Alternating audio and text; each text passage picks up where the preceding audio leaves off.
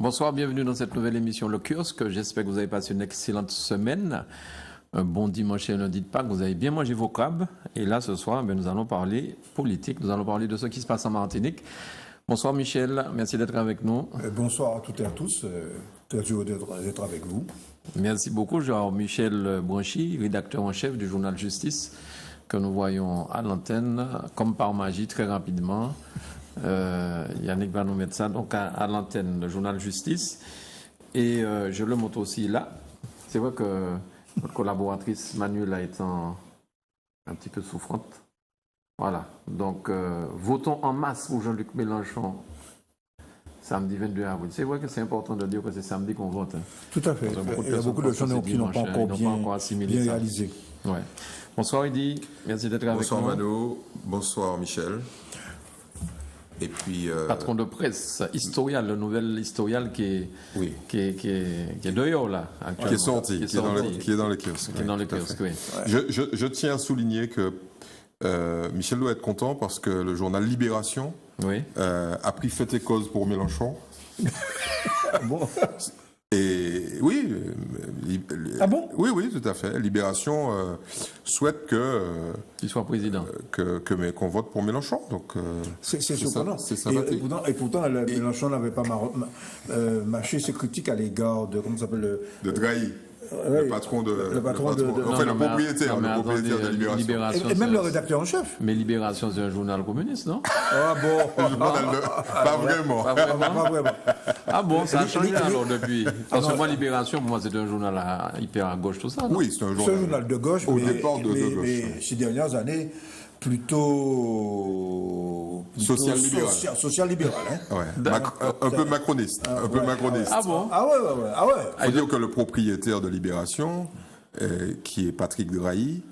On rappelle quand même qu'il est à la tête de quoi? Patrick Drahi est à la tête d'un empire médiatico, télécommunications, etc. Donc c'est lui le patron de SFR. Tout à fait. C'est lui le patron de Libé, c'est lui le patron de tout ce qui touche au câble, numéricable. Par exemple ici en Martinique. Voilà, c'est le patron du câble. Même aux États-Unis, il semblerait aussi. Oui, aux États-Unis, il a racheté deux grands groupes de câbleaux opérateurs et ça marche très bien pour lui, évidemment. Et lui, il est plutôt favorable à Macron et c'est l'un des soutiens financiers de Macron. Mais on peut être soutien financier de Macron et avoir un journal qui est pas d'accord. Oui. Mais oui, il y a quand même une société des rédacteurs. Tout à fait.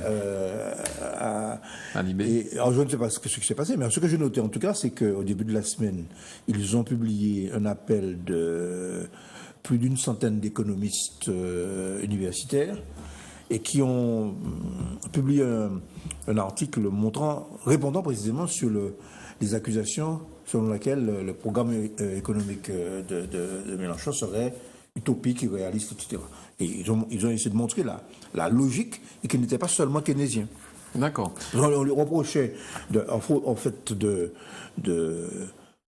faire une relance par la dépense, par l'augmentation du pouvoir d'achat, et en disant que la dernière fois que ça s'est produit, c'était en 82, 83, avec Mitterrand, et que ça s'est fait terminer par ce qu'on a appelé le tournant de la rigueur, avec Fabius. C'est-à-dire qu'on avait été obligé Fabius et Delors. Ouais, Fabius et Delors. Premier ministre.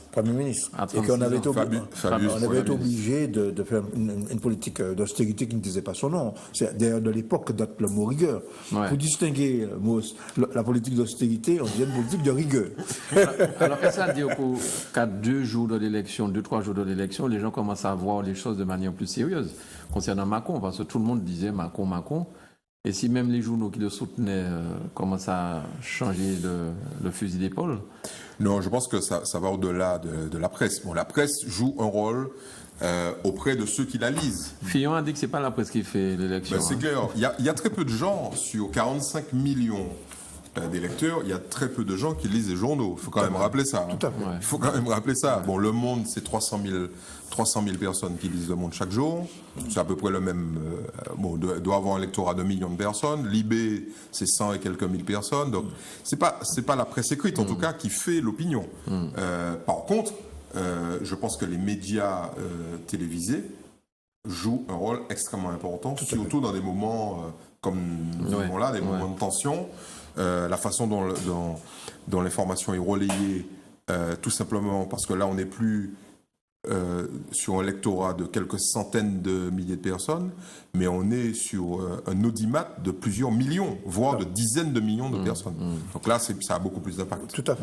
Non, mais il y a un vieil adage en matière de presse qui dit la radio annonce, la télévision montre et la presse écrite explique. Ouais. Bon. Même si la presse écrite ne touche pas beaucoup de gens en masse, encore il y a la presse people quand même, hein, bon, qui joue quand même un rôle sur l'image, la prévention des gens. Mais elle agit pour ceux qui vont fabriquer l'opinion. C'est ce qu'on appelle les leaders d'opinion. Ouais. Notamment les politiques. Les politiques et qui vont relayer l'information. Hein? D'accord. Donc on ne touche pas directement le grand public, mais ceux qui vont se faire des relais de l'information, d'explication, lisent quand même la presse. Surtout que avec la ségrégation qu'implique l'accès à la technologie, parce qu'on dit tout le monde a un portable, tout le monde utilise les réseaux sociaux, tout le monde utilise Internet, ce qui est profondément faux. À la fois parce qu'il y a des zones en France, et même en Martinique, où il n'y a pas d'accès justement à Internet. Je ne veux viser aucune commune en particulier, mais comme diraient les gens qui ne nous aiment pas, les gens de Grand-Rivière, ils nous disent, à plusieurs reprises, ils nous ont déjà dit, au-delà d'une ligne, Trinité, Casse-Bilotte, c'est déjà la Guadeloupe. Foutez-nous à la fête. Donc, il y a des zones qui ne sont pas accessibles. Et puis, 70% des gens qui ont un portable ne sont pas abonnés. Ce sont des gens qui achètent des cartes prépayées en fonction de leurs revenus. Donc, ni délai, pas ni téléphone. Tout à fait. Voilà. Donc, je crois qu'il faut faire très, très attention. Et pour répondre à ta question, oui. Sans compter qu'il y a beaucoup de citoyens, et de plus en plus, qui commencent à comprendre que ce qui circule sur Internet, beaucoup de choses qui circulent sur Internet, ne sont bien souvent pas fiables. Ouais. Il n'y a pas de recoupement d'informations, il n'y a pas de tout ça. Par exemple, je reçois des quantités de choses, par exemple concernant la Guyane. Bon, si j'en crois à ce qu'on me dit, que la Guyane est à feu et à sang. Ouais. Bon. Alors on m'envoie simplement des images de gendarmes, bon, en suggérant que les gendarmes vont assassiner les Guyanais. Bon, oui, faut faire attention. Alors qu'un accord devrait être signé dans les heures qui viennent. Ouais. A priori. Bon, alors, ceci dit, il y a peut-être des gens qui souhaitent qu'il y ait des affrontements en Guyane. Alors, on va saluer l'arrivée quand même de Gabriel Gallion. Bonsoir, Gabriel. Bonsoir. Journaliste politique de France Antilles. Alors, je rappelle à nos téléspectateurs que nous enregistrons aujourd'hui jeudi et la nouvelle est tombée il y a peut-être 2 heures. Cette fusillade sur les Champs-Élysées, je suppose que c'est pour ça que tu restais faire le bouclage, peut-être, j'en sais rien. C'est un spécialiste du terrorisme maintenant. Ce n'est pas forcément pour ça, mais du coup, c'est sûr que ça bouscule, ça change de chemin de fer, ça c'est évident. Le chemin de fer. Oui, le chemin de fer, c'est ce qui compte la ligne du jeu, ce qu'on va mettre dans le journal en une et dans les pages suivantes, ça s'appelle le chemin de fer. Voilà. Et tu vois, tu apprends. Enfin, je ne connaissais pas l'expression. Le chemin de fer. Rédacteur en chef de plus vieux journal quotidien. Oui, mais parce que tu as dit de la Martinique. Non, mais ça, c'est une expression de la presse écrite quotidienne. Oui, mais elle est aussi valable pour la presse écrite d'eau, pour les mensuels. Le chemin de fer, en fait, ce qu'on appelle le chemin de fer, c'est que tu affiches les différentes pages et tu sais ce qu'il y a dedans. Mais quand on modifie le chemin de fer, c'est que tu as un pré-chemin de fer établi, tu sais qu'est-ce que tu vas être en page 2, en page 3, etc. Nous faisons la même chose avec un autre nom. Ouais. Avec un autre nom, d'accord. Alors, puisqu'on est sur cette histoire d'attentat à Paris, qu'est-ce que vous pensez de cette histoire? Et finalement, pour qui c'est malheureux de dire ça. À qui ça profite? Voilà, c'est malheureux de dire ça, mais à qui profite le crime, quoi. Parce qu'à aujourd'hui, est-ce que ça profitera plus à Marine Le Pen qu'à un autre candidat? Parce qu'on ne va pas aller jusqu'à dire que ce sont eux qui ont fait faire, hein, mais bon. Est-ce que ce genre de choses à 2 jours de l'élection, à 3 jours de l'élection, est-ce que ça ne va pas inverser certaines tendances? Ça a déjà un impact sur les meetings prévus qu'on est diffusé vendredi pour la soirée d'aujourd'hui sur le territoire national, parce que Marine Le Pen et François Fillon ont déjà annulé les 2 réunions publiques qu'ils avaient prévues ce soir, vendredi soir. Donc ça a déjà un point d'impact. Il y a peut-être d'autres qui vont modifier les choses. C'est sûr que ça va peut certainement mettre un point d'alerte encore plus sur la sécurité des candidats jusqu'à dimanche. Parce que tout est possible jusqu'à dimanche. Ce qu'on sait, c'est qu'il y a eu un assaillant pour le moment. Il n'y en a pas 2, il y en a un seul, il a été tué. Ils savent qui. Ils ne donnent pas le nom, mais ils savent déjà qui, parce qu'ils ont commencé les perquisitions. Il a déjà eu affaire à la police. Oui, c'est quelqu'un qui, quand ils l'ont tué, l'identité, ils ont connu. Ils ont déjà commencé les perquisitions un peu chez lui. Il y aura d'autres perquisitions. À qui profite ça? Le problème, c'est qu'aujourd'hui, je dirais, ça profite à personne. C'est vraiment ce que ça profite à ceux qui perpétuent ce genre d'actes. Ça, c'est clair, parce que ça alimente une psychose complète. Ça s'est passé quand même à 21h et quelques sur les Champs-Élysées. Sur le plan politique, il y avait les débats. Il y avait du moins la diffusion des entretiens avec les candidats sur France 2. C'était en pleine émission. Donc, quand les choses sont arrivées à la connaissance des candidats, ça a un petit peu bousculé le cheminement de l'émission et un petit peu leur réaction. Mais bon, c'est pas forcément des choses qui sont réavaluées. Surtout, j'imagine, pour ceux qui étaient sur les Champs-Élysées à ce moment-là. Ouais. Nous sommes au mois d'avril. 70% de touristes, quand même. Nous sommes au mois d'avril. Il fait beau. Il fait beau. Aujourd'hui, il faisait frais. Aujourd'hui. Ah oui, mais quand il fait bon, c'est ça, on se balade. C'est bon. Il y a eu des mouvements de panique, surtout dans les métros proches, le métro Franklin-Roosevelt, pour ceux qui connaissent, celui qui est un petit peu chez le rond-point. Non, c'est pas agréable, parce que la psychose sera encore plus forte. Vous avez remarqué combien Gabriel connaît par cœur certains endroits de Paris. Hein. Tout à fait. Le métro, en bas, il y a Concorde, juste en face, il y a l'Assemblée nationale. Tu vois, c'est là qu'il fréquentait. Il y a l'Élysée pas loin. Il y a l'Élysée. Attention. Il y a l'Élysée pas loin. Donc, c'est un fin connaisseur de ces lieux du pouvoir. Du pouvoir. Alors, et puis l'Assemblée nationale, de l'autre côté. Mais oui. Il faut jamais bon. Jamais bon.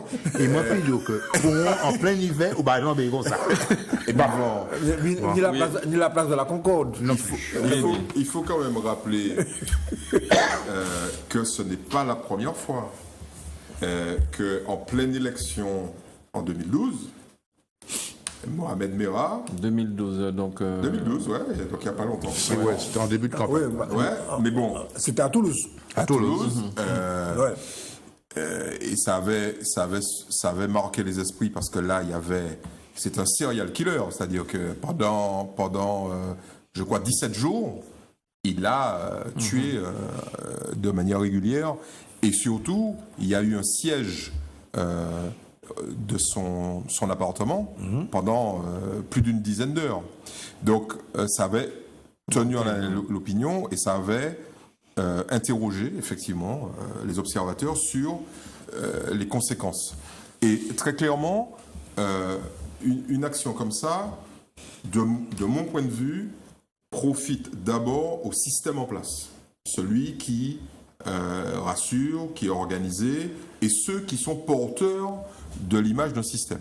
Donc, si ça continue, un candidat comme Fillon bénéficie mécaniquement de ce préjugé favorable à l'expérience.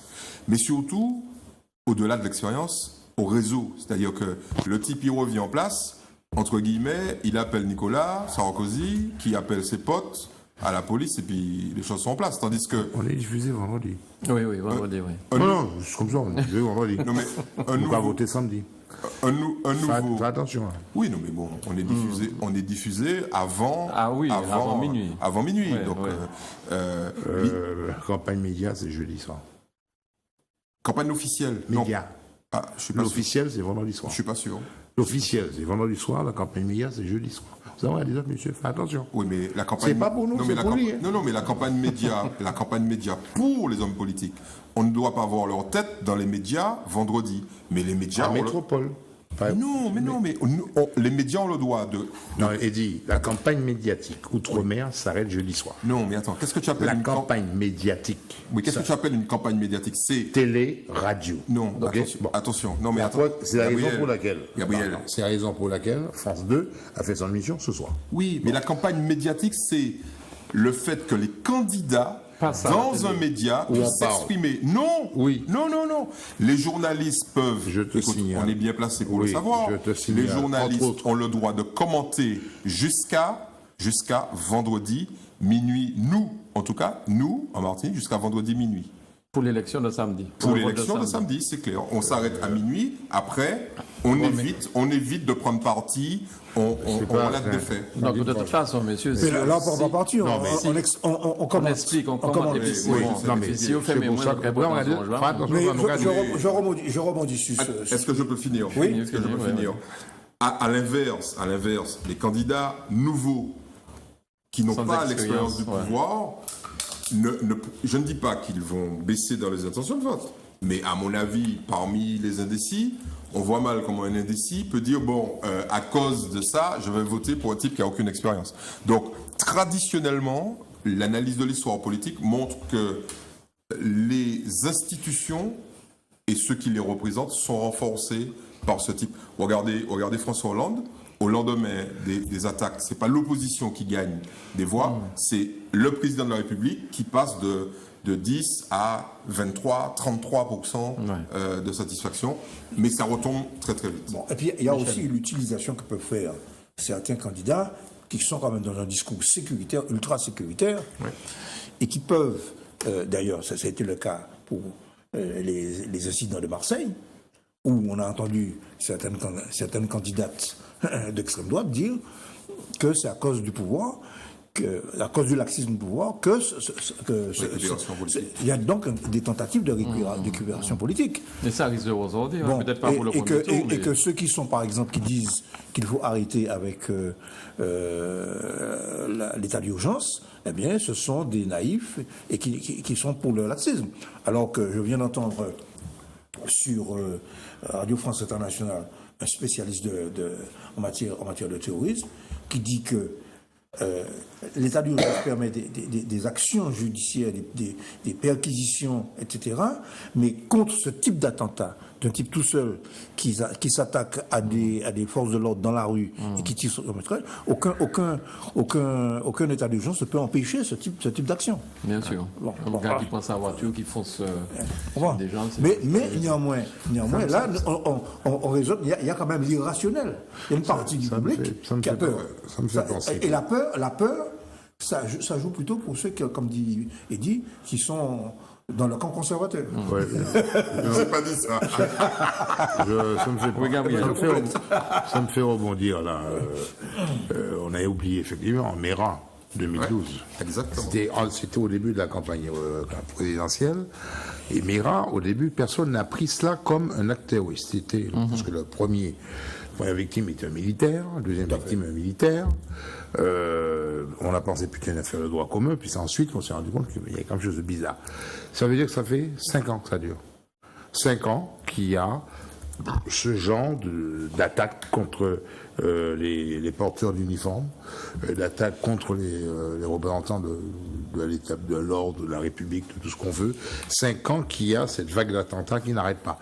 C'est monté crescendo, maintenant ça prend une autre forme, on attaque des policiers, Louvre, Orly, Champs-Élysées, on a attaqué la population civile par les camions, ça a été Nice, c'était le Bataclan. Maintenant, aujourd'hui, ceux qui sont en charge de traiter ces dossiers se demandent mais quelle est la forme qu'ils vont prendre? Quelle autre forme va-t-on prendre? Puisque quand on regarde un petit peu le panel depuis plus de 5 ans, tout a été utilisé jusqu'à maintenant. Qu'est-ce qui va apparaître qu'on n'avait pas prévu, qu'on n'avait pas imaginé qu'il est possible de faire? Et où? Où et quand? Ouais. En tout cas, l'intention est claire. Il s'agit de troubler l'élection présidentielle française. Pas ça seulement. À la limite, c'est même pas l'élection présidentielle. Je crois que le principe, c'est de continuer ce qu'ils ont décidé de faire. L'élection présidentielle n'est qu'un prétexte. C'est pas ça l'objet principal. C'est de continuer à déstabiliser les institutions, mais une population, surtout une population. Alors, j'ai vu sur France 24 un reportage où on demande en Afrique du Sud, est-ce que les gens se sentent concernés? En fait, est-ce qu'ils connaissent un peu l'élection française? Donc, personne ne connaît. Et on demande à une dame... les élections sud-africaines? Attends, on demande à une dame quel est le nom du président français? Poutine. On dit, mais nous sommes bien cultivés quand même aux Antilles. Hein. Je pense pas. Enfin, rappelle-toi qu'on est français. Oui. Non, mais désolé de dire ça. Non, mais attention, je disais pas ça par rapport à ce qui se passe en France. Je suis désolé.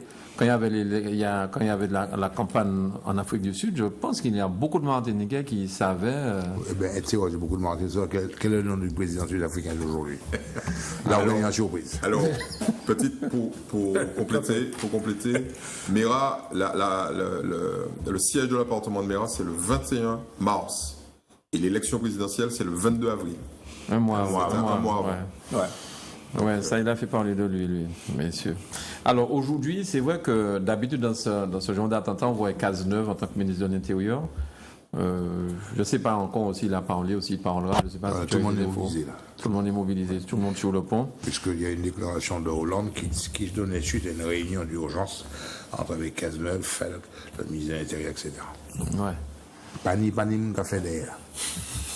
Ouais, tout le monde sur le pont pour travailler. Alors, le journal Justice qui titre « Votons en masse pour Jean-Luc Mélenchon ». On parlait de ça un petit peu avant ton arrivée. On parlait même de Libé. Oui, je sais, tu viens de me mettre en garde. Avec d'où? Mais comme a dit Michel tout à l'heure, là, nous commentons. Ouais. Est-ce que tu as remarqué que Libé a changé son style concernant Mélenchon? Non, j'avoue que je n'ai pas lu Libé. Je n'ai pas forcément le temps de lire Libé, parce que moi je travaille dans le journal. J'ai d'abord mon travail à faire avant de lire Libé. Tu vois, Libé, c'est bon, ça arrive après. D'accord. Ouais. Donc, on remarque un début. Il est plutôt le Figaro. Là, il vient de sortir une grosse marmelade. Puisque. Ça, c'était avant. Michel, nous ne sommes plus en 1960, nous sommes en 2017. Enfin, tu peux remonter jusqu'à 1981. Parce que. Non, mais regarde, le titre de 1981, c'est dur, quoi. Oui, mais bon, depuis 80, il y a le bail qui change. Oui, non, mais c'est clair. Alors, la page internationale de France Antilles, la page France Monde, me semble-t-il que dans beaucoup de cas, on reprend des interviews me semble-t-il, du Figaro ou de l'agence France Presse. Pas du tout. Les pages, tous les journaux de Provence, on appelle les quotidiens régionaux ou départementaux, ont un fil avec l'AFP qui leur donne les informations nationales et internationales. D'accord ? C'est bien l'AFP. L'AFP, bon.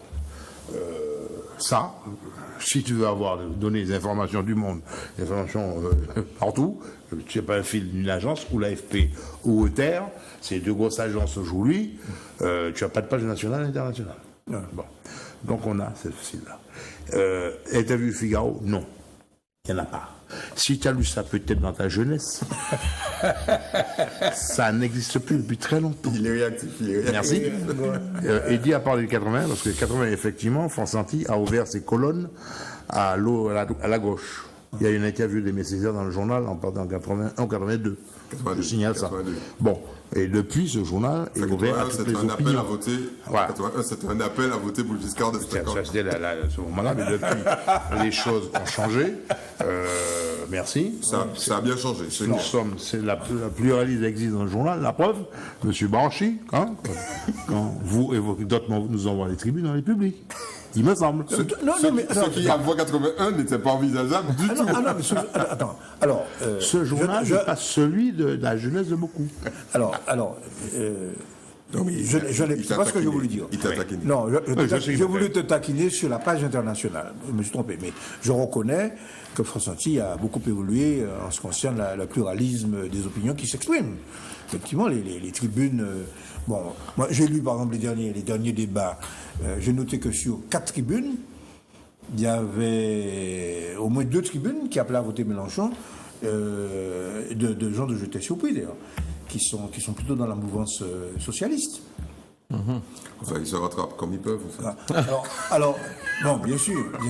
Ce qui prouve d'ailleurs...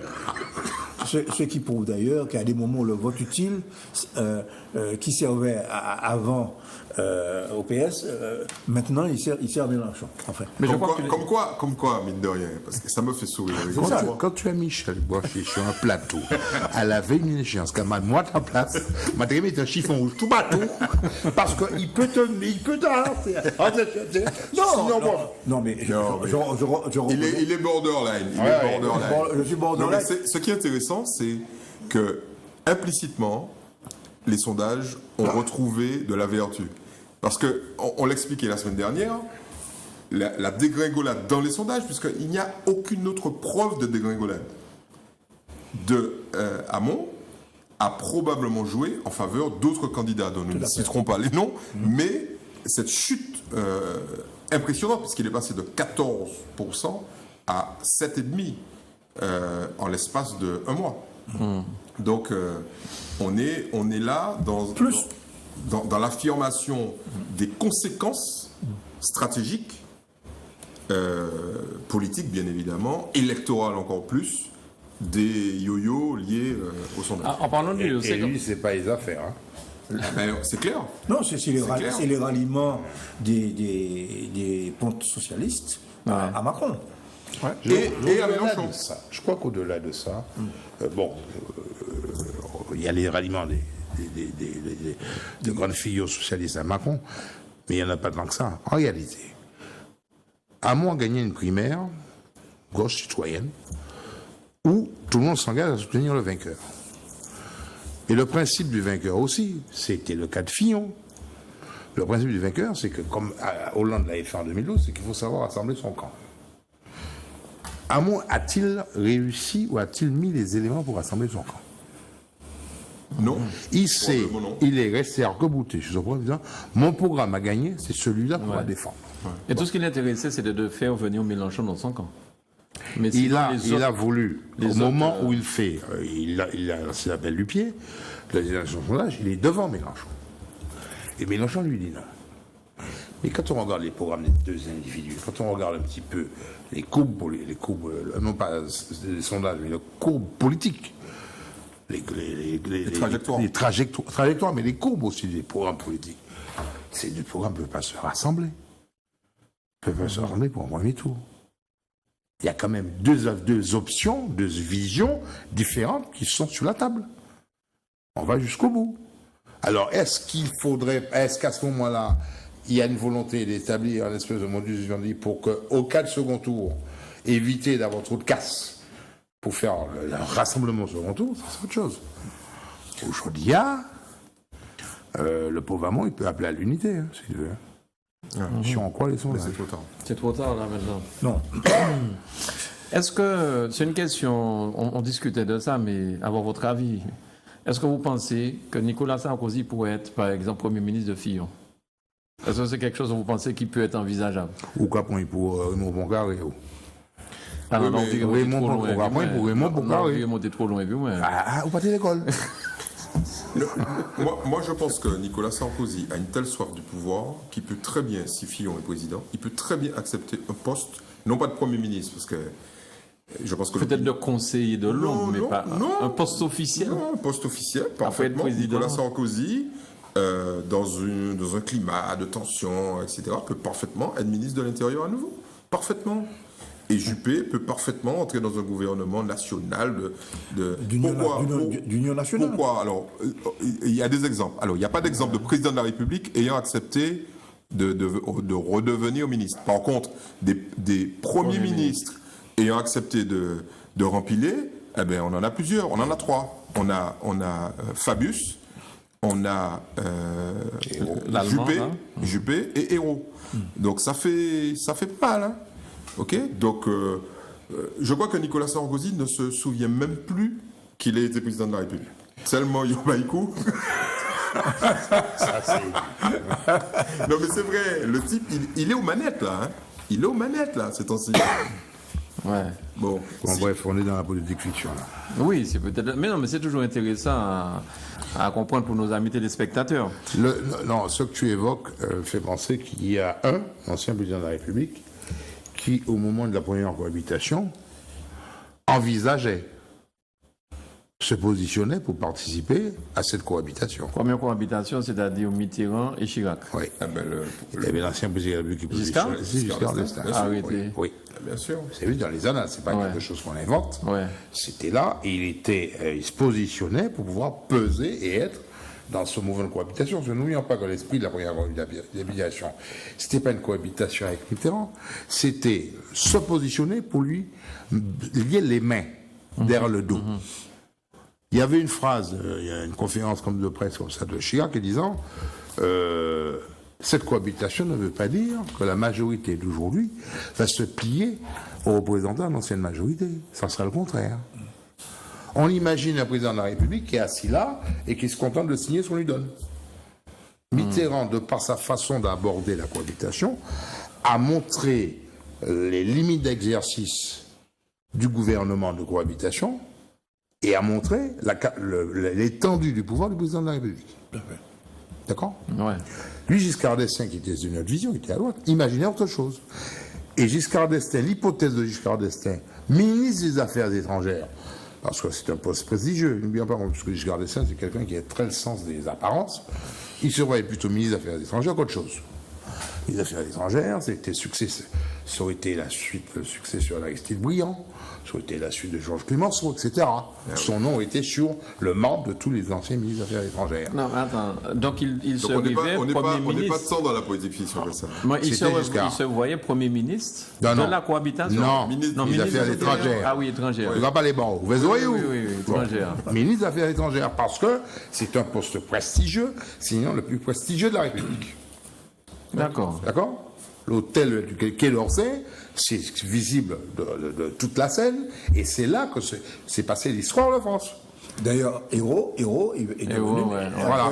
Il ne pouvait pas être autre chose. Un ancien Premier ministre, Et Juppé, après être Premier ministre, est devenu ministre des Affaires étrangères. il a d'abord été ministre de l'Environnement, et puis ensuite ministre des Affaires étrangères. Fabius, ministre des Affaires Fabius aussi, étrangères. ouais. Là, vous ne demandez pas un Premier ministre, vous redevenez ministre de l'Agriculture. Alors, un président de la République qui se dit, j'avais fait un petit gouvernement. Le seul type qui a osé excusez-moi, faire ça, c'est Jacques Chirac. l'hypothèse des Sarko ministre de l'Intérieur, ouais. Par contre, Sarko, qui peut avoir un poste d'ambassadeur itinérant, avec mission spéciale. Même ça. Non, c'est lui la voix du président de la République à l'étranger. Bien. Oui, c'est possible. Ça, c'est possible. C'est possible. Ambassadeur itinérant, il a tout ça de poids. Ça existe. D'accord. Ça me paraît un peu. Mais oui, c'est tiré par les cheveux. Oui, ça me paraît un peu difficile parce que faut quand même pas oublier que les fameux propos de Sarkozy disant collaborateur. que son collaborateur, pour ne pas dire son larbin. Et qui se souvient de ça? En dehors des commentateurs, qui se souvient de ça? Les deux individus. Oui. Mais bon, ils ont pris le café avant-hier. Hein. C'est pas beau autant qu'il a oublié. Ah ouais. Oui. Et attends, tu es président de la République. Tu vas aller chercher un prédécesseur pour lui donner un coup de main. Surtout ce genre d'individu qui est toujours très agité, qui prend la lumière. Ou mort par résister. Dernier bail pour faire. Oui, mais ça dépend. Non, il est certain que Fillon ne va pas prendre un type comme Sarkozy qui risque de lui faire de l'ombre. Ouais. Et ça ne sera pas Sarko son Premier ministre. Ça s'est passé comme ça en Russie, mais c'était pas la même chose. Hein. Poutine ne pouvant pas se représenter, donc il a mis le bonhomme, c'était un truc technique pour qu'il revienne. Ah là là. Mais dis-moi, Eddy, avec les sondages là, vous avez mauvaise presse. Hein, c'est-à-dire avec tout ce qui s'est passé ces derniers... Non, mais avec tout ce qui s'est passé, pas tes sondages à toi. Je veux dire que votre métier est difficile aujourd'hui. Pas du tout. Depuis un an là, tout ce qui se passe, c'est... Mais non. Combien de fois nous j'ai expliqué On a déjà dit, oui, mais bon, j'aime bien parce que c'est une tarte à la crème régulière. Mais je dis bien qu'il ne s'agit pas de toi ici à la Martinique. C'est ce métier, je veux dire. Non, mais je vais expliquer. Qui a intérêt à dire que ce métier... Enfin, qui le dit? Voilà, qui le dit? Il y a deux catégories qui le disent. Ce sont les médias, d'abord, et les hommes politiques. Or, les médias et les hommes politiques, c'est 95% de ceux qui achètent des sondages. Déjà, donc, c'est pas bon. Et puis surtout, il y a une réalité. ce qui est intéressant, c'est que les médias disent « Messieurs les sondeurs, vous vous êtes trompés ». Et les sondeurs disent « Mais on s'est trompé quand ?» Ah oui, mais depuis des mois, vous nous dites que le Brexit va perdre. Et les sondeurs sortent les chiffres des dernières semaines, des derniers jours. Même chose pour Fillon. Fillon, ah ouais, mais vous avez dit pendant 3 ans que Juppé allait gagner.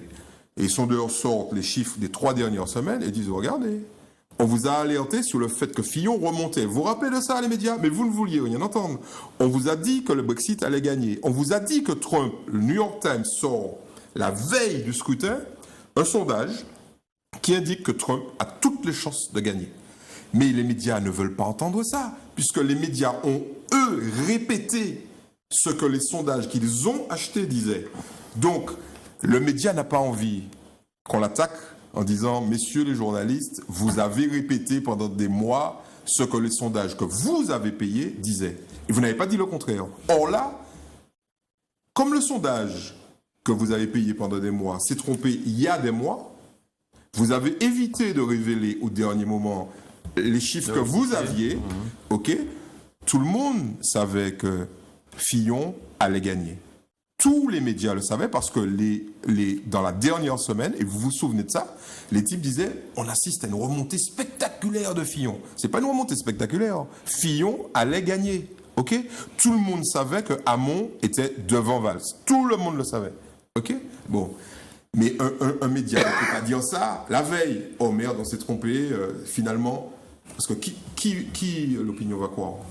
Le média, le sondeur, voilà. Donc en fait, cette réalité que le média évacue systématiquement, et l'homme politique aussi, bien évidemment, c'est un sondage doit être vu, et non pas cru, analysé, vu, chaque jour. C'est-à-dire qu'il peut très bien s'avérer, regardez, tout le monde avait dit, y compris les sondages, que Fillon allait gagner l'élection présidentielle. Donc, et personne n'a dit, personne ne ressort les sondages de décembre. Donc, je crois qu'il faut arrêter ça. Il y a un exemple patent de la façon dont les médias, dont ce qui est dit, ce qu'on retient. L'élection de 2002, l'élection présidentielle de 2002. Il y avait 2 candidats favoris pour le second tour, Jacques Chirac et Lionel Jospin. Et Jospin gagnait. Et Jospin gagnait au second tour. Il y avait les autres candidats, il y avait Chevènement, il y avait Christiane Taubira. Entre parenthèses, je signale qu'elle a fini 6e ou 8e, et qu'elle n'a pas fait 1%. Ouais. Entre parenthèses. D'accord? Elle n'a pas fait 1%. Elle n'a pas fait 1%. Eh oui, monsieur. Il y a eu François Bayrou. Il y a eu 16 candidats en 2002. Ouais, tout à fait. Les sondages et l'erreur monumentale, c'est les états-majors politiques, notamment celui de Jospin, qui lui a bâti sa campagne du premier tour en fonction du second tour. Tout à fait. Au point que le programme outre-mer de Jospin a été présenté avec des lacunes, et que lorsque, en conférence de presse, on fait remarquer, mais attendez, on va pas le programme. Non, mais ça sera rectifié pour le second tour. Tout sera rectifié pour le second tour. Ouais. Pendant ce temps, les sondages qui sortent régulièrement annoncent une remontée de Le Pen. Tout à fait. On ne voit pas. Bon, on ne veut pas voir. Le Pen, ils ne peuvent pas voir. Mais Le Pen n'est même pas trop. Dans les remontées premières, Le Pen n'est même pas 3e. C'est Chevènement, la cible. Il y avait Chevènement, il y avait Bayrou, etc. Ouais. Et puis arrive la dernière semaine. Et puis arrive l'avion aussi à La Réunion. Je parle de la dernière semaine. D'accord. Et le journal Le Monde, daté du jeudi, donc il sort le mercredi soir, fait le mercredi 13h pour Paris et qui distribue. Titre « Et si Le Pen est au second tour ?» Je vous dis que tous les journalistes politiques de Paris ont eu la berlue. Qu'est-ce qu'il en prend? Le Monde qui fait un titre pareil, et Le Monde fait, sur 2 pages, explique comment Jean-Marie Le Pen n'arrête pas de monter depuis des semaines. Et que sa courbe ascendante, qui ne semble pas, qui ne s'essouffle pas en ce début de semaine, risque de ne pas s'essouffler la veille du scrutin, et qui pourrait même croiser celle Lionel Jospin, qui lui, par contre, se tasse. Dès lors que cet article est sorti, je veux dire que tous les acteurs politiques commençaient à regarder les choses différemment. Mais les autres, me disant, non, compte tenu des meetings, compte tenu de ce qu'il dit, c'est pas possible. On refuse de voir, on refuse d'entendre. Et les éléments sont là. Et les sondages qui ne sont pas publiés à ce moment-là, mais qui sortent le samedi, et qui sont sur la table des états-majors, sont clairs et nets. Tous Le Pen au second tour devant Lionel Jospin. Ouais. Quelle bombe. Les états-majors n'y voient pas. Il y a eu un documentaire excellent qui est passé, je pense, sur France 2 ou sur Arte, il y a 2-3 mois, sur précisément l'élection présidentielle et le parcours de Jospin. Et qui montre, à partir d'interviews d'acteurs, de gens dans l'entourage, etc., comment ça a été vécu, cette période, et qui explique la déconfiture de Jospin face à cette situation où, d'ailleurs, la manière dont il a réagi, pratiquement en abandonnant ses camarades socialistes pratiquement au milieu du gué. Tu voulais intervenir sur... Oui, puis rappeler un chiffre quand même. On parle de 3 sondages. Trump, la primaire, on fait la primaire de Juppé-Fillon, et puis le Brexit. Chaque jour, en France, il y a 800 sondages. 800. Voilà, chaque jour. Dans toutes les catégories, pas des sondages politiques, pas que des sondages politiques, dans toutes les catégories, pour choisir la nouvelle voiture, pour choisir le nouveau téléphone, pour savoir si on implante ou pas telle résidence là, etc., etc. C'est ça la réalité. Alors, je sais que tu dois t'analyser ce soir, mais juste un dernier mot concernant ces histoires de sondage. Comment peut-on, à 20h, donc avant 20h, les candidats savent déjà apparemment qui est vainqueur? Oui. Parce que je vois qu'ils ont préparé déjà leurs dépêches. Comment on arrive à faire ça? C'est un sondage. C'est grâce à un sondage. Oui, ce sont des échantillons. Voilà, on fait. Alors c'est ça qui est terrible. Et là, il n'y a pas d'erreur. Mais oui, justement. Il n'y a pas d'erreur. Bon. Donc l'idée, c'est quoi? C'est qu'on mixe les résultats des premiers bureaux, qui sont des bureaux qu'on a choisis pour leur pertinence en matière de résultats.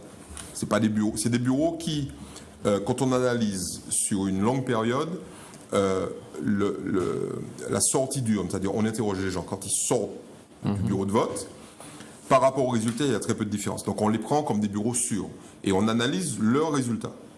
C'est des bureaux qui vont fermer, alors qui théoriquement devaient fermer à 18h, mais vous avez vu que ça sera fermé plus tard. Donc on n'aura pas, ce qu'on peut déjà dire, c'est que là, dimanche soir, on n'aura pas les résultats à 20h. Ça c'est clair. On ne pourra pas les avoir mécaniquement parce que justement les bureaux fermeront un peu plus tard.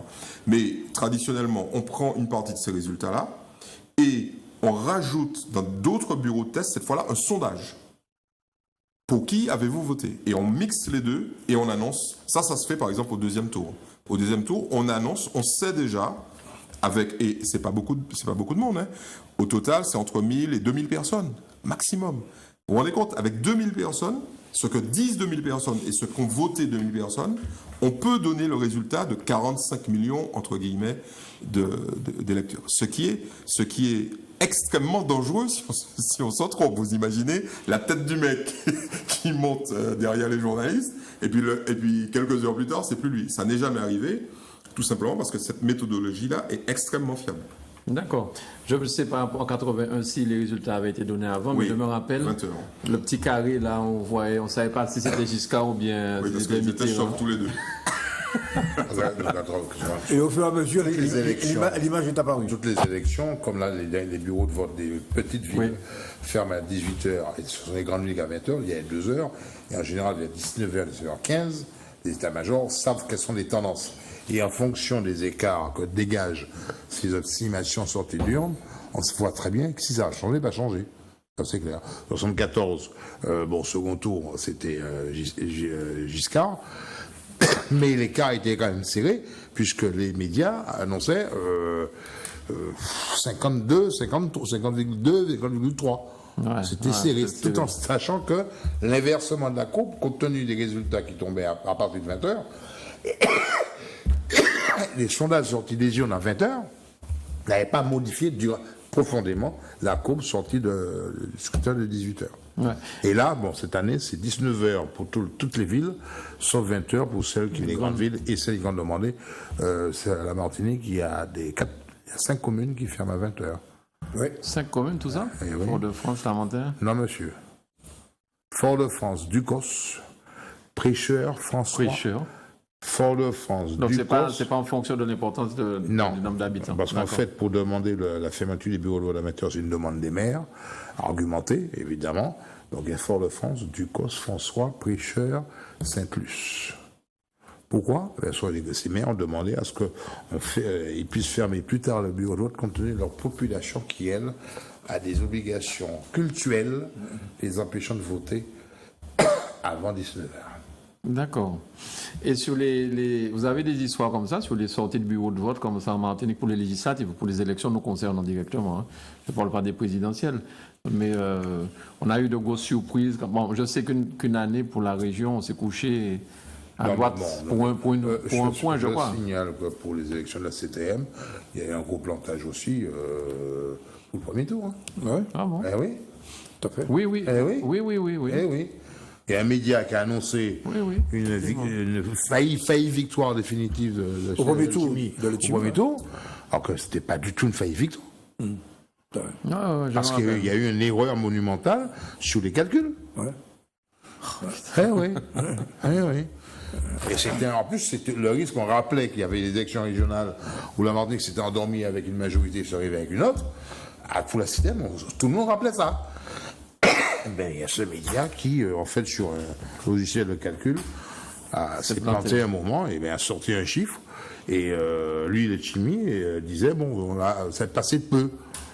Et quand moi-même, je me suis dit, moi j'étais au journal, on titre dessus. Hein, le titre de une dépend du résultat. Et j'avais dit, stop, il y a un truc qui ne va pas. Alors, en faisant mes calculs, je me suis dit, ça ne va pas. Ça ne peut pas coller. Et en fait, les bons résultats sont arrivés on les avait en clair, les additionnés. C'était aux alentours de 9h, 9h30, à peu près. Et en fait, à 22h, j'étais connu, on était sûr du résultat. J'étais sûr de ce que j'avais déjà vu à 21h. Et c'était clair que là, on partait à une autre histoire. Alors, Michel, toi qui es, j'allais dire, le plus ancien parmi nous là, tu as dû vivre des moments, des soirées d'élection, des soirées électorales. Comment ça se passe dans les bureaux de vote ou des trucs comme ça? Tu sais, le problème, c'est que quand tu es dans un bureau de vote, malheureusement, tu n'as pas une vision globale. Tu as une vision... dans le bureau. Dans le bureau, et surtout... Bon, tu es préoccupé par le fait d'éviter qu'il y ait des contestations, que les processus soient respectés, etc. Donc tu n'as pas, en dehors de ton bureau, alors tu regardes, tu regardes les piles par exemple. Évidemment. Bon. Alors par exemple, une chose, c'est que maintenant quand il y a une pile qui descend plus vite que l'autre, on complète. On remet d'autres, oui, on complète. Pour que ça n'influence pas l'électeur, par exemple. Hein. Ouais. Bon. Donc,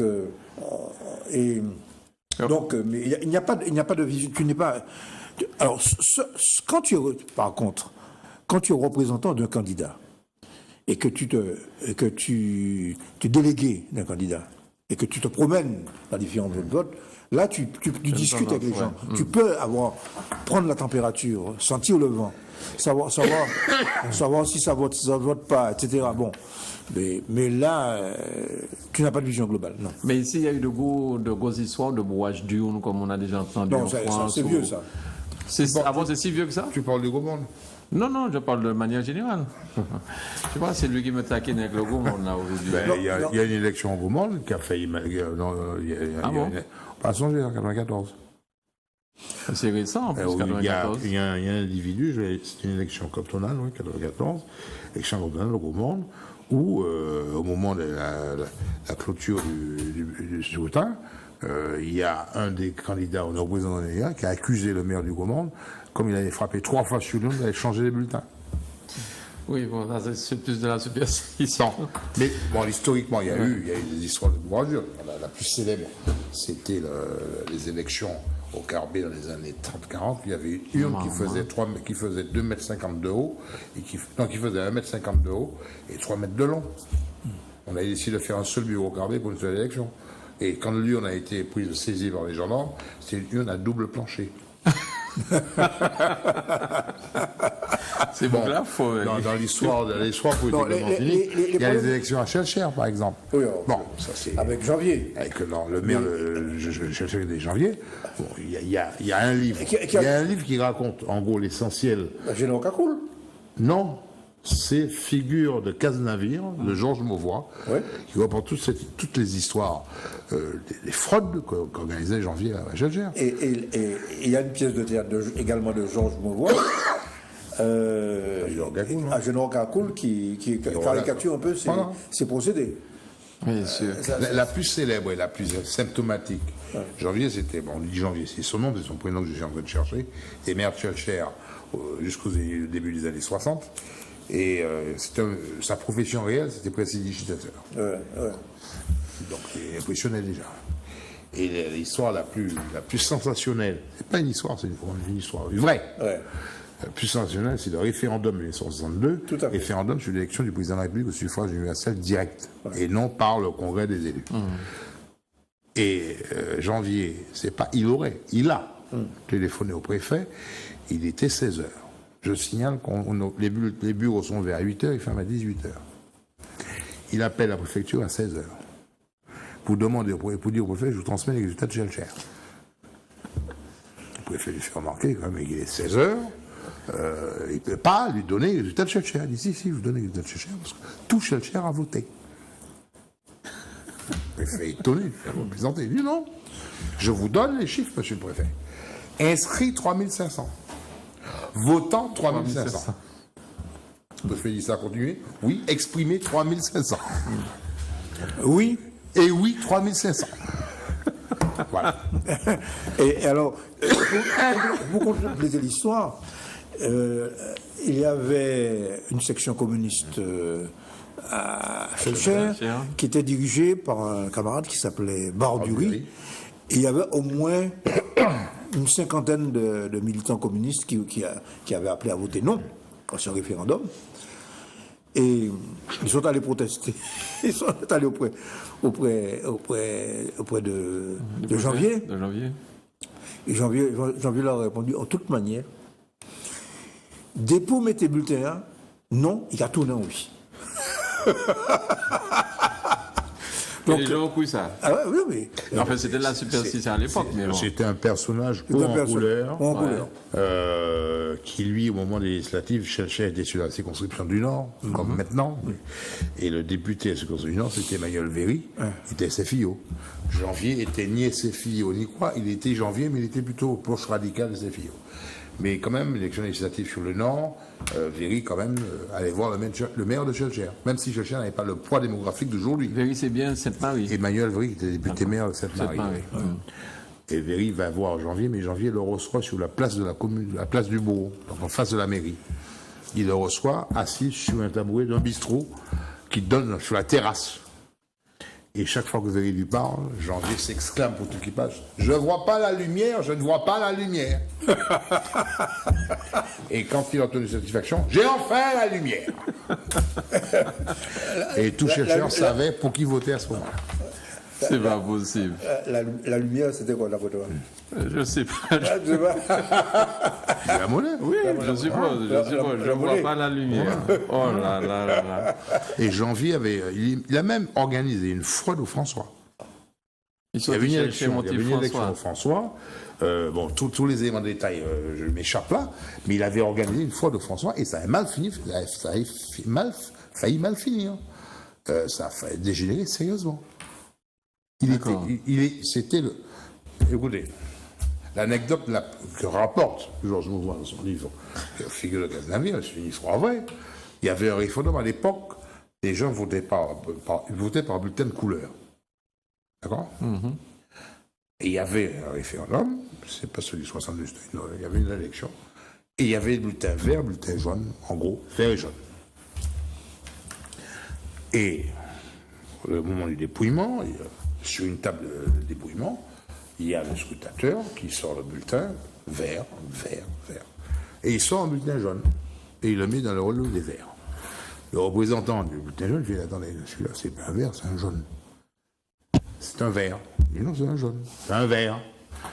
Le tour monte et le mec décide d'appeler le maire. Il dit, monsieur le maire, le représentant de l'autre camp conteste le bulletin vert, c'est un bulletin jaune, hein, le bulletin vert qui est là. Mi-janvier, du haut de sa sagesse, on va dire, dit, mais on va faire parler la démocratie. On va interroger le peuple. Est-ce que ce bulletin est jaune ou vert? Et le peuple dit, il est vert. Et ça, il a mis le bulletin jaune dans le lot des verts.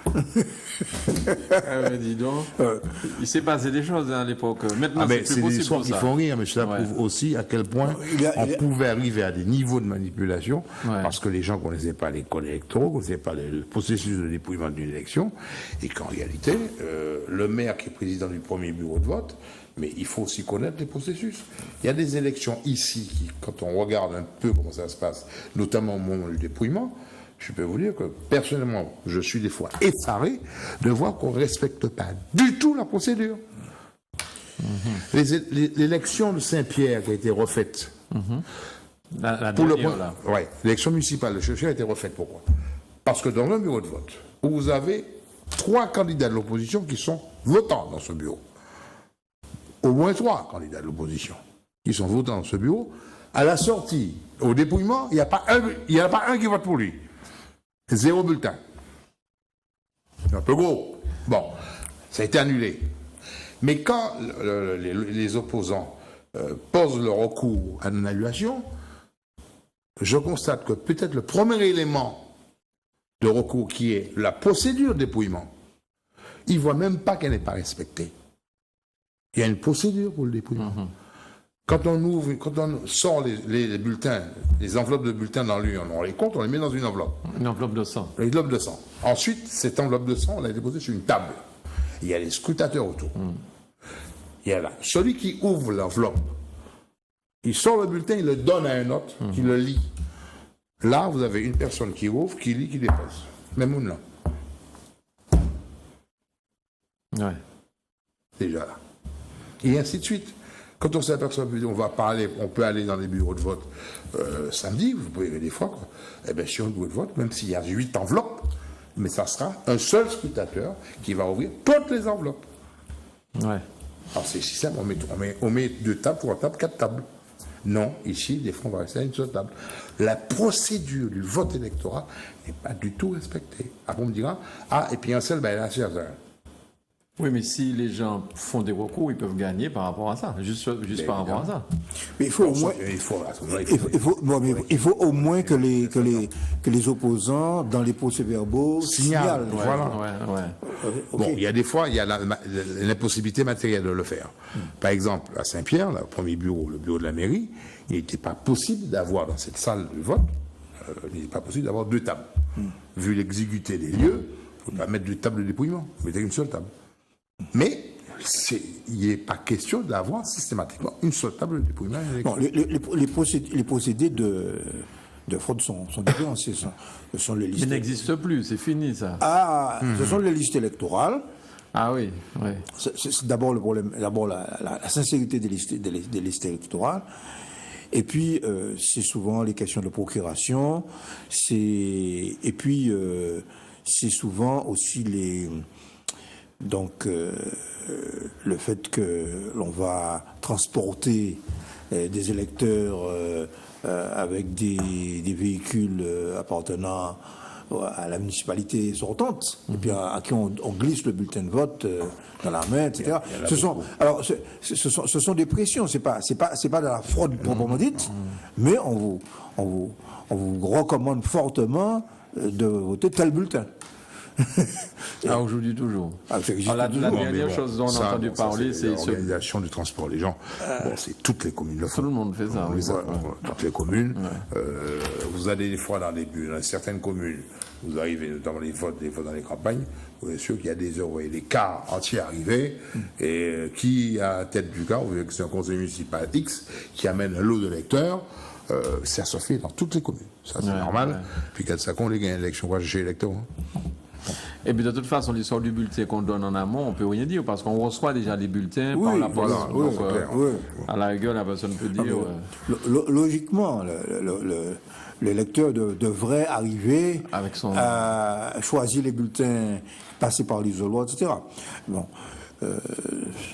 Le passage par l'isoloir a fini par entrer dans les mœurs. D'après ce que d'après ce que j'ai connu l'époque où les gens ne passaient pas par l'isoloir. Et même le type se présentait, il montrait le bulletin pour que le maire sache pour qu'il vote. Ouais. Et est-ce que c'est un cas d'annulation de ce j'étais représentant du Parti communiste. C'est un cas d'annulation du vote. Le président du bureau de vote peut refuser à celui qui ne passe pas par l'isoloir de voter. Ouais. D'accord. Ouais. Mais j'ai failli me faire lyncher une fois dans une commune, je l'ai renommé, maintenant c'est vieux, au sens d'Arlay. J'étais représentant du Parti communiste, je protestais pour ça. Bon. Il y a des moments où la contestation du non-respect des procédures, des fois, il faut savoir le sentir. Non, mais c'était l'époque, ceci étant aujourd'hui, le problème d'aujourd'hui. Alors, si on regarde comment les choses se passent dans les bureaux de vote, quelles que soient les communes, on va se percevoir qu'il y a des habitudes qui sont prises sur le déroulement du scrutin qui ne sont pas du tout conformes au code électoral. Et quand quelqu'un va faire remarquer que le code électoral n'est pas respecté dans telle procédure, parce qu'on dit on a l'habitude de faire. C'est pas l'habitude qui fait la loi. La loi a défini un processus. Or, beaucoup de présidents de bureaux de vote, voire beaucoup d'agents municipaux qui les accompagnent, ne maîtrisent pas ces choses-là. Je vais prendre un exemple tout bête. Quand le scrutin est clos, le président procède à la clôture et on commence à compter. On fait la liste d'émargement, on vérifie, etc. Et ensuite, on passe aux urnes. À l'urne, on l'ouvre et on commence à compter les bulletins. Ces opérations-là, jusqu'au bout, sont publiques. Alors, vous avez des bureaux de vote où on a tendance à fermer les portes. Non, on n'a pas à fermer les portes. Sauf s'il y a nécessité, compte tenu de l'influence de la foule, à sécuriser l'opération de dépouillement. À ce moment-là, on peut fermer la porte. Mais il doit y avoir une transparence, il doit y avoir une visibilité. On ne peut pas dépouiller un scrutin, on ne peut pas dépouiller les votes à huis clos. Ça n'existe pas. Ouais. Ici, des fois, vous allez voir, on ferme les gens doivent fermer la porte. Non, on veille. J'ai fait ouvrir plus d'une fois les portes de bureau de vote. Bon, il n'y avait pas de journal, c'est un vote le samedi, par exemple, où j'arrive, je pourrais pas les fermer. Ah, on ferme. Je dis non. Alors, je regarde le président, je dis, est-ce que tu veux que moi, à titre de simple électeur, je fasse annuler tout ton bureau de vote là? Ouvre là. Et le président ne comprenait pas comme je. Je dis, je vais regarder le code électoral. Et non, ils avaient le guide de la mairie. Je dis, non, le guide de la mairie, c'est à foutre à la poubelle. C'est le code électoral qui compte. Et à ce moment-là, après, eh bien oui, parce qu'on a des habitudes. C'est comme la fameuse lampe qu'il faut avoir dans le bureau de vote, puisqu'à un certain moment... Ça vaut mieux des précautions à prendre. Il semblerait que l'EDF coupait de manière inopportune l'électricité comme par hasard. Mais il y a eu une coupure quand est-ce... Élection municipale, récente, oui, je pense que... À Sainte-Anne. Mais il me semble que... Donc, en 2014, il y a eu aussi une coupure à Port-de-France. Hein. Il y a eu une coupure. Il faut avoir la pile et la lampe. Mais bon, sans lampe, il y a eu aussi un incendie d'un grand magasin, enfin, un événement grave qui s'est produit ce jour-là aussi. Enfin, bref, qui a provoqué des déplacements et des coupures d'électricité. Mais le bon déroulement d'un dépouillement, le bon déroulement d'une élection, d'un dépouillement, ça c'est un moment délicat, dépend de la connaissance, de la maîtrise du processus de dépouillement, du processus électoral, cette maîtrise tant par le président du code du bureau de vote que par les représentants des différents candidats. Il y en a un qui ne maîtrise pas et qui a une interprétation, il peut vous provoquer un incident de séance ou un incident particulier parce qu'il ne maîtrise pas et qu'il entend avoir raison. Parce qu'il est dans l'opposition, il y a encore une maîtriser Bayou d'abord, avant au palais. Ouais. Et comme tu as dit, on peut annuler carrément tout ce qui s'est passé dans le bureau de ce jour-là. si le processus, la procédure écrite dans le code pour le dépouillement n'est pas respectée, le candidat, le représentant du candidat, on est électeur, et on doit dire, attendez, rien n'a été respecté. C'est inscrit au procès verbal. Et là, tout le monde. Et si l'élection a fait à sous devoir, là, on y a un problème. Ah oui, ben oui. Là, on y a un problème. Oui. Et là, tout le monde peut inscrire au procès verbal. Non, c'est Non, quand on dit tout le monde, les représentants. Ouais, les représentants. Les représentants peuvent inscrire. On ne peut pas leur refuser ce droit-là d'écrire qu'il y a un incident, tout ça. Pas d'effet majeur, là. Tout à fait. Bien.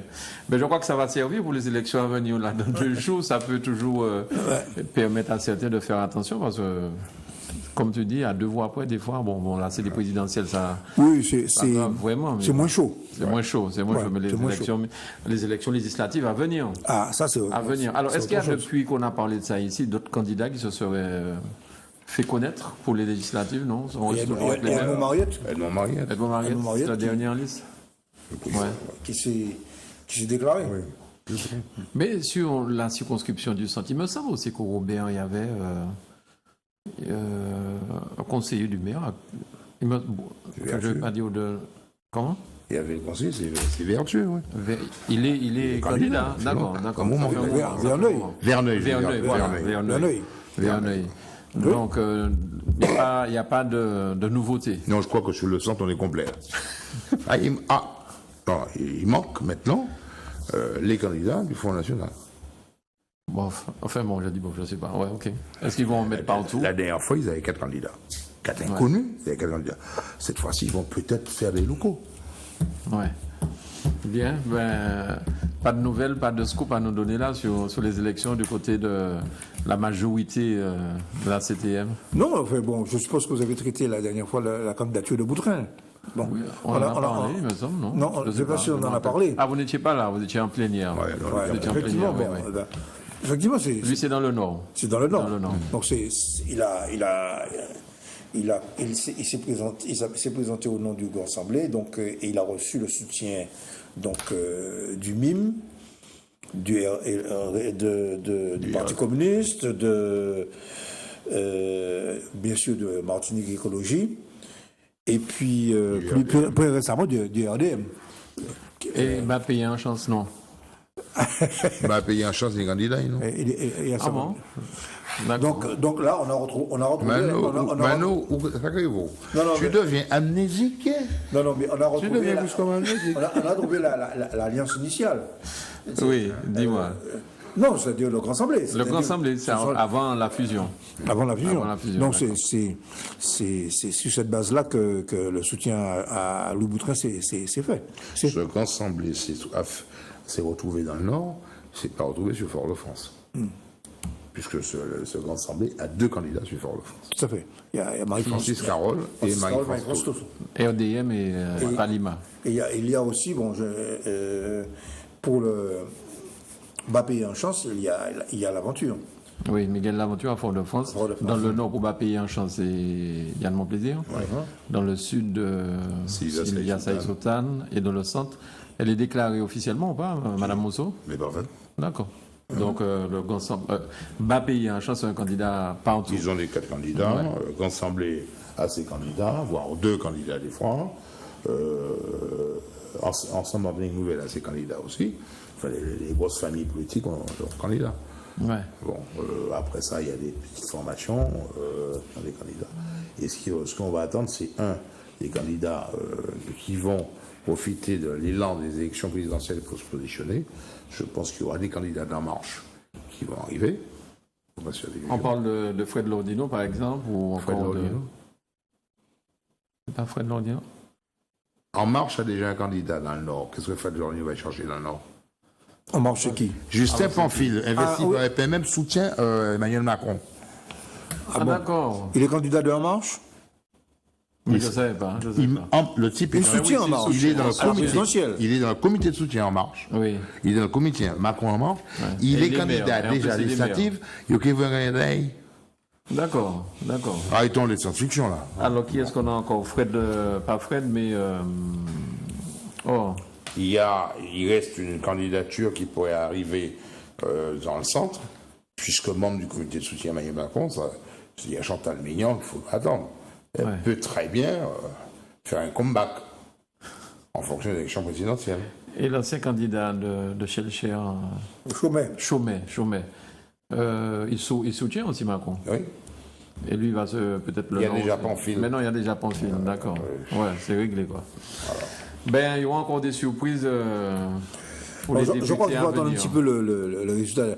Alors, c'est vrai que les campagnes ont quand même commencé. Hein. Les candidats, en tout cas sur Fort-de-France, les candidats labourent déjà le terrain. Hein. Bon, par conséquent, mais je pense que la campagne législative va prendre son essor après la présidentielle. Alors j'ai cru voir aussi quelque part que le maire de Saint-Esprit soutient grandement Jean-Philippe Nilor. Et c'est maire de cet esprit, il est de droite, rassure-moi, Gabriel. C'est ça, hein, je ne me trompe pas. Il est républicain. Je crois. Non, les républicains. Les républicains. Oui, Mano.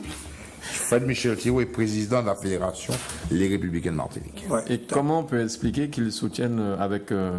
Franchement. Il t'a dit qu'ils soutiennent, non? C'est ce qu'il t'a dit, hein. C'est ce qu'il t'a dit. Il a pris la parole, tout ça. Hein. Il a dit? Il a dit publiquement? Là, tu me renvoies à l'écoute. Je vais réécouter. D'accord. Bon. Mais en fait, je pense aussi que le G20, je ne sais plus si ça va s'appeler G20, hein, mais on a toute une série de jeunes, peut-être, de jeunes politiciens qui risquent de déjà préparer, entre guillemets, l'avenir. Peu importe le bord politique qu'ils ont. Hein. Enfin, bon, c'est un petit peu l'impression que j'ai quand je vois ça. Les gens, aujourd'hui, il n'y a plus le vrai clivage qui les oppose, apparemment. Je crois que le G20, ça mérite une analyse réelle. Était-ce un écran de fumée ou l'esquisse d'une volonté d'offrir une nouvelle alternance? J'aurais tendance à pencher pour un écran de fumée, dans la mesure où beaucoup de gens qui étaient dans le G20, en fait, n'allaient pas au G20 pour faire fonctionner le G20, mais allaient pour que le G20 se rallie plutôt leur camp. D'accord. Non, je crois que c'était un syndicat c'était un syndicat de maires et d'anciens élus qui se voyait menacé par le fait que l'élection à la CTM nécessairement allait aboutir à un nombre moins grand d'élus. Ouais. Donc, c'était un groupe de pression pour que les différents camps puissent tenir compte de leur présence et obtenir donc des places éligibles sur les différentes listes. C'était ça le but. Mais ça n'a jamais été un groupe ayant des orientations politiques bien précises et des choix de développement et des choix politiques. Ils ne sont jamais arrivés au stade. Alors, c'était des choses vagues, on est plus jeune, il faut changer la politique, il faut renouveler le personnel politique. Bon, ce sont des, j'appelle ça de la tarte à la crème. À chaque élection, mais oui. Bon, et puis en réalité, on a bien vu que l'élection s'est d'abord déroulée au premier tour sur des grands regroupements avec des choix politiques, des programmes. Mmh. Bon, au deuxième tour, il y a eu des alliances. Mais au premier tour de cette élection, il y a eu trois groupes il y a eu le Grand Assemblée, il y a eu la PNM et puis la droite. Avec des programmes, des options. Nous peuple là aussi. Oui, nous peuple là. Nous peuple là, oui. Nous peuple là. On s'est étonné d'ailleurs que nos peuples-là ne fassent pas aussi partie de l'Alliance avec vous. Oui, sur beaucoup de points, nos peuples-là avaient quand on prend le programme du Grand Assemblée, le programme de nos peuples-là, il y avait beaucoup de points communs. Bon. Il n'y a plus de convergence. Oui, mais bon, malheureusement. Ça dépend d'où on se place. Oui. Hein? Bon. Oui, il y avait des problèmes de personnes. Oui, ce qu'il y a à retenir, c'est que. Il y avait des problèmes de personnes. Il y avait des problèmes de personnes, il y avait des problèmes aussi de posture politique. Mais ce qui est intéressant, c'est l'élection de la CTM, c'est que la constitution de groupe a été payante. Ça a été payant. Deux, c'est comment ce personnel politique a appréhendé l'outil électoral, le mode électoral, cette élection, pour ne pas trop perdre. A priori, quand on voit un peu comment les groupes se sont constitués, et surtout comment on a essayé de constituer ces groupes, c'est que beaucoup craignaient que ce mode électoral pénalise l'expression simple d'une formation politique. Je prends l'exemple du RDM, qui lui s'est dit, non, je ne peux pas aller tout seul, parce que sinon je vais blesser des plumes. Je prends le cas des autres, la Fédération socialiste, etc. C'est une élection sur l'échelle de la Martinique. Ça veut dire qu'à l'échelle de la Martinique, celui qui va tout seul ne peut pas gagner. Bon, donc il est obligé de faire alliance. Et quand on regarde la constitution des alliances, l'alliance c'est un noyau dur, c'est l'ensemble autour d'un gros. Sous Panigo, ou Café Kipiti, eh bien, le Kipiti, sans être péjoratif ou méprisant, c'est nous, peuple là. Nous, peuple là, c'est un groupe, mais c'est pas un groupe avec un gros noyau, c'est un groupe de petits noyaux, qui a fait un résultat intéressant, qui a eu un programme qui était visible, qui était audible, qui avait une perspective, qui avait une vision, mais c'est un petit noyau. Pour pouvoir prétendre diriger ou participer à l'activation des politiques publiques, il faut un gros noyau. Donc on arrive au bipartisme en fait. Non. On arrive à des blocs qui vont se regarder. Après, la vraie question politique, c'est comment au sein de ces blocs, les partis peuvent continuer à exister et peuvent continuer à avoir leur vision. La réponse, on va la trouver probablement, à mon avis, à partir de l'élection présidentielle. Même si il y a une logique qui est propre à la Martinique quand même, une dynamique propre à la Martinique, je pense que les élections législatives vont quand même amener un repositionnement politique. Il va en sortir probablement de nouveaux clivages, mais quand même, ceux qui disent que le clivage droite-gauche, départementaliste, etc., a disparu, c'est faux. Parce que, au fur et à mesure que, on le voit bien, au fur et à mesure que la crise se développe, je prends l'exemple de la Guyane, mais on voit bien que, au fur et à mesure que le mouvement se déroule, la question institutionnelle revient sur le tapis. La crise était socio-économique, et on s'aperçoit que en Guyane, par exemple, la question du développement a amené la question du statut, et dans les propositions du gouvernement, que je viens de lire d'ailleurs, on vient de voir, que le gouvernement dit, bon, ben d'accord, réunissez votre congrès pour vous positionner sur une évolution statutaire. Et là, par exemple en Guyane, on avait évacué la question du statut, elle revient en force. Encore faut-il que le Congrès se réunisse. Encore faut-il que le Congrès bon. Donc le Congrès, tout comme à la Martinique, est toujours... C'est dans la loi. D'accord. C'est pas le Congrès qu'on a connu avant, le Congrès existe.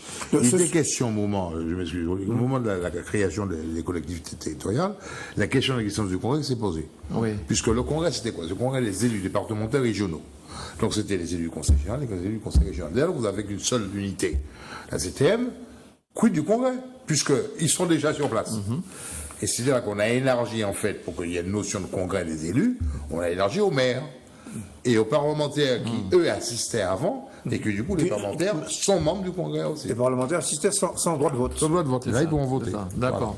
Voilà. Bon, ceci dit, pour le moment, la question en Martinique, elle n'est pas posée, puisque il y a une alliance. Sur la Guyane, c'est ce que tu disais, on leur demande éventuellement de réunir le Congrès. Le gouvernement a répondu à la question sur l'évolution statutaire en disant c'est le Congrès de décider. C'est-à-dire se diriger vers le 74, par exemple, c'est ça? C'est le Congrès seulement. Oui, c'est ça, mais il ne ferme pas la porte à cette. Ceci étant, la question du référendum a été posée, elle a surpris le nombre de membres des collectifs, elle a surpris aussi les élus. Bon, on ne l'a pas écarté, comme on a répondu, mais la vraie réponse appartient au Congrès. D'accord. Et le Congrès, c'est qui? C'est les élus, en majorité, les maires de communes. C'est la CTG. Donc, mais ce qu'il faut retenir quand même, c'est que dans un document qui est un protocole officiel, le gouvernement n'a pas écarté la question Voilà, non, ils sont pas fermés sur ça. Il n'a fait que rappeler le processus qui est inscrit dans la loi. D'accord. Mais Donc, si j'entends bien ce que vous êtes en train de dire, prenons le cas de la Martinique. Si le Congrès se réunit à nouveau et demande, par exemple, une évolution institutionnelle. Le Congrès peut se réunir sur une autre question que juste l'évolution institutionnelle. Pardon, il peut?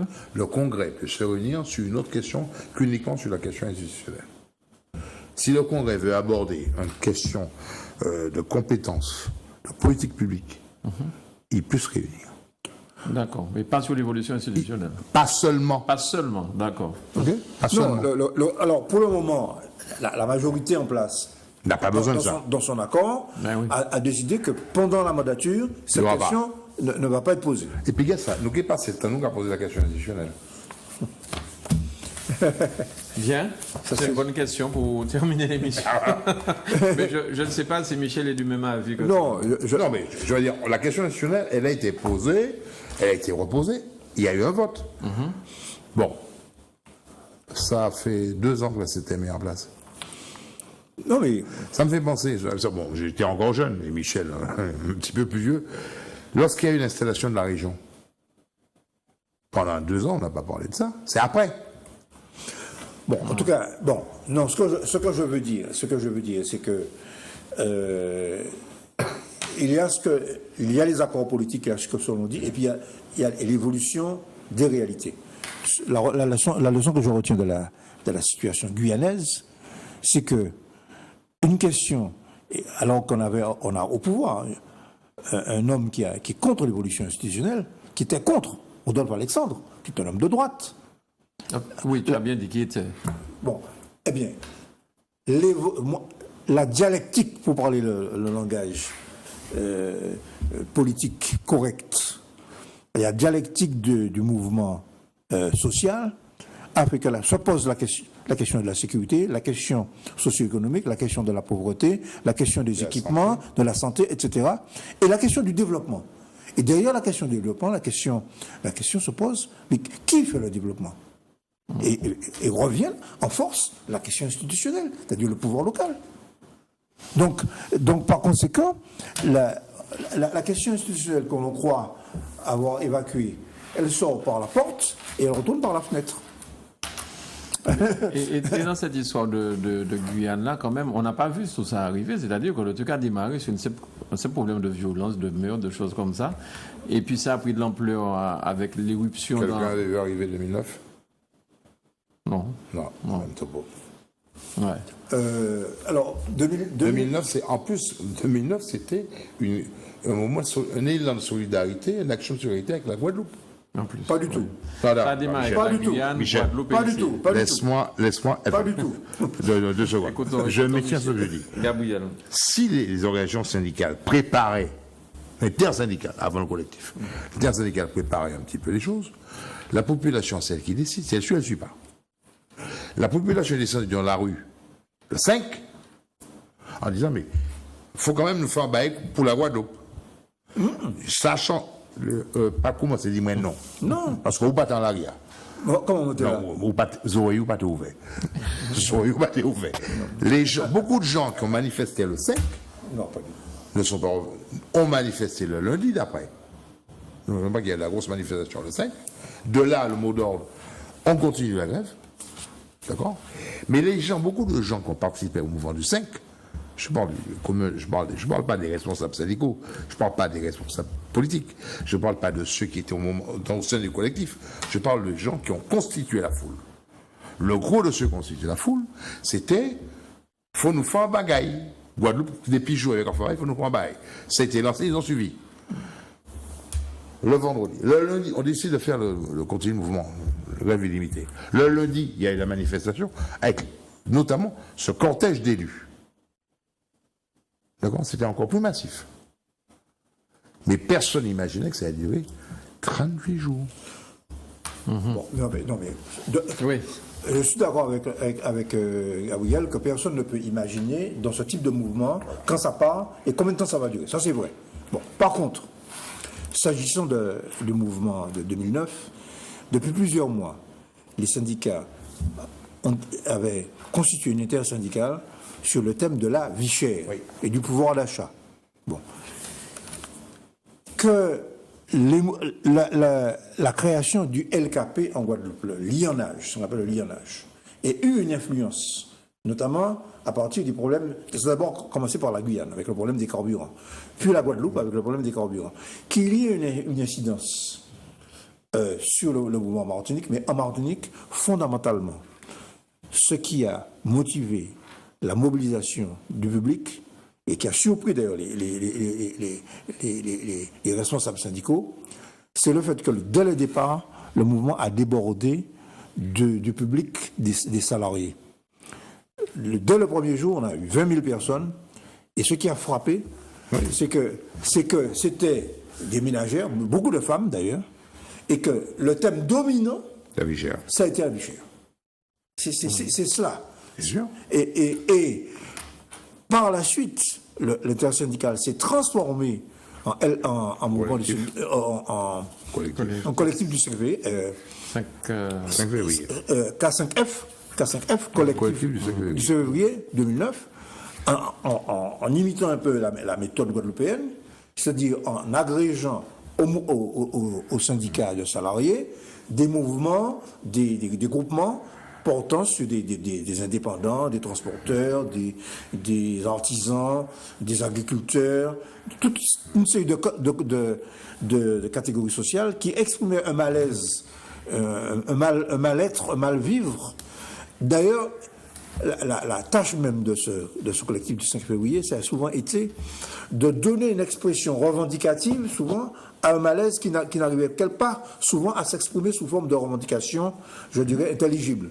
Et au fur et à mesure, d'ailleurs, un peu comme en Guyane, c'est au fur et à mesure que le cahier des revendications s'est constitué. Entre le cahier de revendications, la liste des revendications de départ, et ce qui a été constitué au fur et à mesure, que s'est constitué le K5F, il y a une grande différence.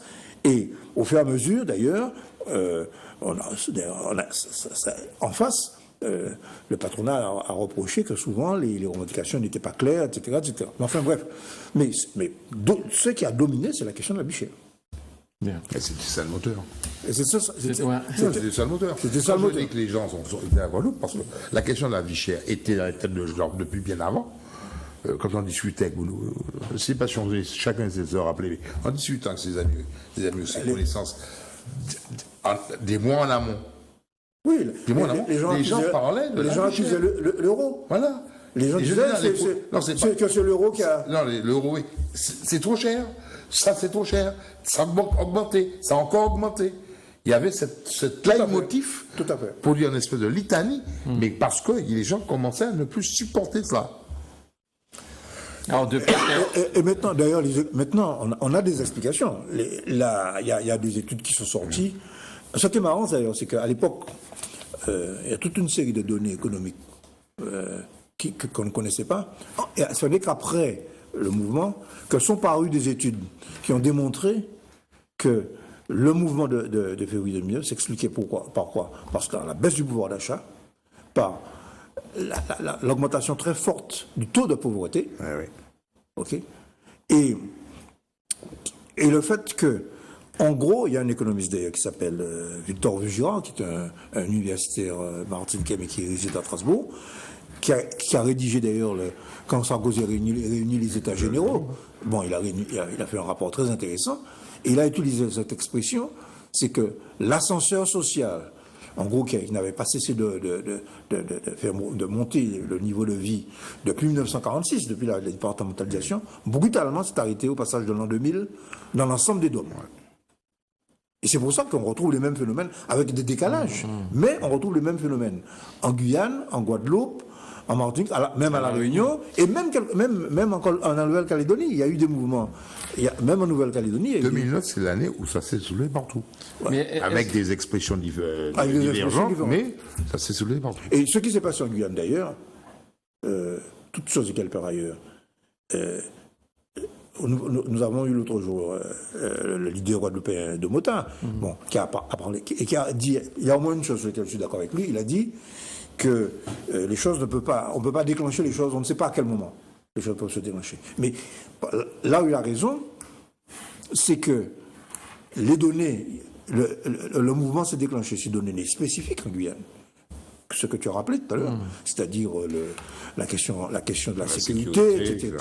Mais que le contexte socio-économique, quand on regarde les indicateurs socio-économiques, ils sont tous avec des degrés divers, ils sont extrêmement dégradés, que ce soit à la Martinique, à la Guadeloupe, à la Réunion, et que les données de base d'un mouvement social existent dans tous ces territoires. Hein.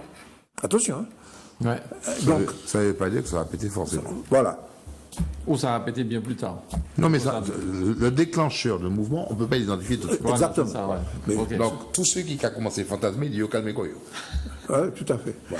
Non, oui, bien. Parce qu'il y en a qui ont tenté de se servir de ce qui se passe en Guyane pour dire, bon,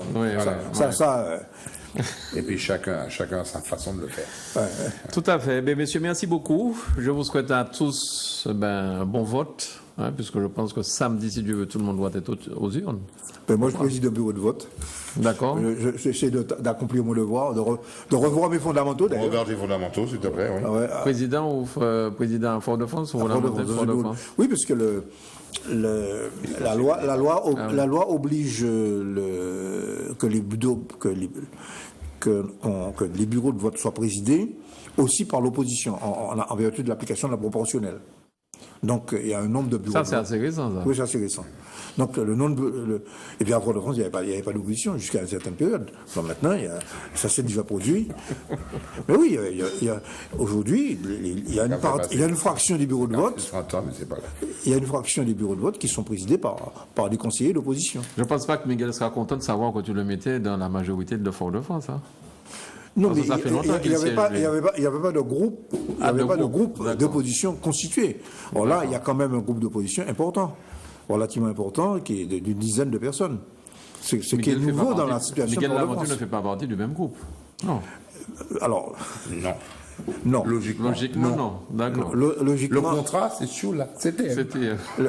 D'accord. Ceci dit, il arrive à Laventure de voter avec l'opposition de. Faut que ça change votre France.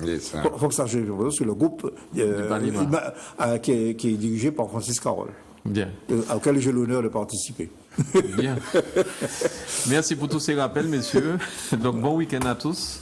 À vous aussi qui nous regardez, n'oubliez pas d'aller voter. Hein. Bon, ça fait un petit peu bizarre de dire ça, mais il y a beaucoup de personnes. Non, surtout pas oublier voter pour ne pas pleurer après. Oui, parce que ceux qui ne votent pas n'ont rien à dire après.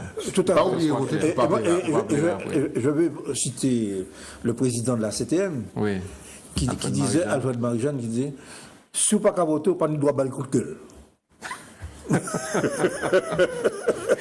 Merci beaucoup. Merci à Yannick pour la réalisation et puis à bientôt sur Zouk Télévision. Bye bye.